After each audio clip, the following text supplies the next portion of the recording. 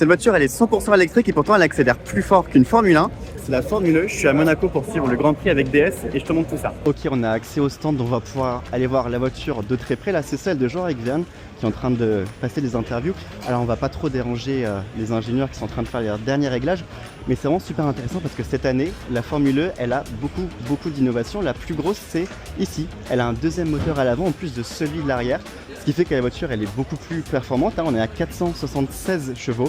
Le 0 à 100 c'est 1 seconde 86, c'est juste plus rapide qu'une Formule 1, vitesse max 320 km/h, bref, ça arrache, on va pas se cacher. Ce qui est intéressant aussi, c'est que sur l'intégralité d'une course, la moitié de l'énergie dont a besoin la voiture, c'est elle-même qui la produit, c'est-à-dire qu'à chaque freinage, la voiture va récupérer de l'énergie pour la remettre dans la batterie, et ce qui fait d'avoir une batterie finalement pas si grande pour faire une course entière sans avoir à changer de voiture comme c'était le cas les premières saisons. On a de la chance, on est quelques minutes avant le départ sur la grille, ça s'appelle le pit walk. Les voitures sont là, les pilotes pas encore, ils sont dans leur bulle, ils arrivent au tout dernier moment. Je vais vous laisser pour voir le départ, vous allez voir, ça fait du bruit.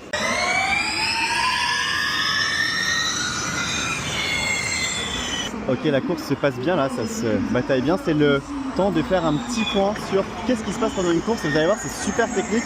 Ce qui est intéressant, c'est que le pilote a vraiment un rôle crucial dans la victoire ou la défaite de la voiture.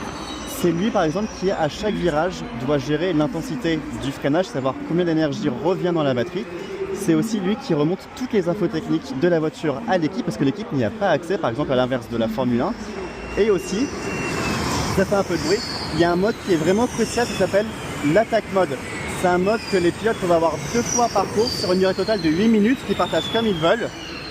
Pour l'activer, il faut rouler sur un endroit très précis du circuit, mais en échange, ils ont l'activation du moteur avant, la fameuse nouveauté de cette génération de monoplace. Et ça les rend forcément beaucoup plus performants, mais attention évidemment, s'il y a une safety car par exemple, ils ne peuvent pas l'utiliser.